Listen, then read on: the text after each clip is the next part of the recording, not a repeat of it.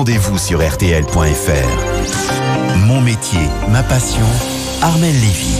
Bonjour Armelle. Bonjour. Chaque lundi, nous partons à la rencontre d'amoureux de leur métier. Ce matin, Paul Zindy nous accueille dans sa laiterie artisanale en plein Paris, la laiterie de La Chapelle. Bonjour, je vais vous présenter mon métier de fromager urbain, fromager à Paris 18e. Paul Zindy s'est lancé un défi un peu fou, installer une laiterie au milieu des immeubles HLM parisiens. Le déclic, c'était déjà de se dire que finalement, fromager urbain, c'était possible. Et ça, les premiers qui ont lancé ça, c'est aux États-Unis, avec 2 fromageries, une à Seattle, une à New York. Et bon, fromager à Paris, c'est peut-être compliqué, mais finalement, pas tant. On a du lait à très grande proximité. Nous, notre éleveur, il est à peine à 30 km d'ici. Paul part tôt le matin avec son camion collecter du bon lait dans le Val d'Oise chez un éleveur du Vexin. Ensuite, il le transforme en fromage. Il en propose 2, le Dormois et la Tom La Chapelle, en référence aux stations de métro Max Dormois et La Chapelle juste à côté. Le Dormois, nous, c'est une pâte plutôt souple, croûte lavée, quelque chose un petit peu type Saint-Nectaire. Et la Tom La Chapelle, elle, on est vraiment sur une tome de vache classique, croûte sèche, pâte un peu plus ferme, affinage plus long, voilà, pour avoir un peu plus de goût et puis des textures bien différentes. Depuis la rue, derrière sa vitrine, Paul fabrique et affine ses fromages au lait cru. Et pour les gourmands, il fabrique également d'excellents yaourts et des crèmes renversées. Le fond de métier, c'est les fromages, mais on diversifie quand même pour proposer des petites gourmandises. Donc en dessert, crème renversée, riz au lait, confiture de lait. En yaourt, on a une dizaine de parfums et on tourne un petit peu selon les inspirations et les envies du moment.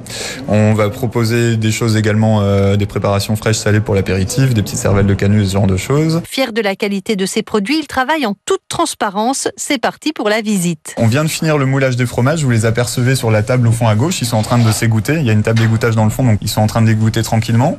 Du coup, pendant l'égouttage, on en profite pour tout nettoyer, puisque le métier de fromager, c'est avant tout et surtout du lavage, du nettoyage, de la désinfection. À droite, vous voyez des chiffres sur un cadran, ça c'est le pasteurisateur, donc ça c'est pour préparer des yaourts. Donc ça c'est des brassées qu'on va préparer tout à l'heure et qu'on mettra en pot demain matin. Donc là, on est sur la cave d'affinage. C'est ici où on a l'ensemble de nos fromages. On les soigne, on les cajole régulièrement, on en prend soin.